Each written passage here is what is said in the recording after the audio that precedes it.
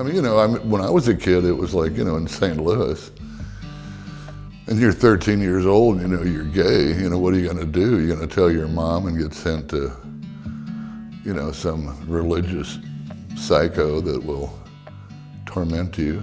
And it was a horrible time. And I think that was one of the things that I thought of when we founded the center was, we need kids to have a place where they can go and be themselves. Because I remember when I was a kid and how horrible it was. And then even then I remember when I went to Drury, I didn't come out till I was 35 because I was afraid to. Springfield wasn't that big of a town. I went to Drury, I knew a lot of people. I was president of my fraternity. I was editor of the school paper, and I had a lot of friends, and I was afraid if I came out, that'd be it. And it probably would have been, if I would have done it when I was in school. So I just held off until I couldn't take it anymore and said, this is stupid, this is my life. And I came out with a bang, and I thought, well, now I'm gonna do some good things for the community. Well, we've got kids that have done real well, in their lives, and they're all over the place now.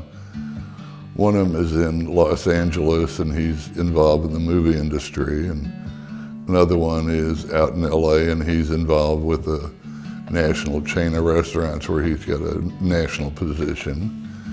Another kid's an actor, and he works for Disney in Florida. So there's many stories, There was one boy that came to the center when we were working on it. He just said, he came in and said, what is this going to be? And we said, well, it's going to be a gay and lesbian center. Are you going to have a youth group? Yes.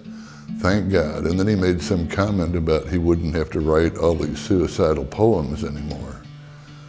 And he was really having some difficulties, and he ended up being one of the first kids up there.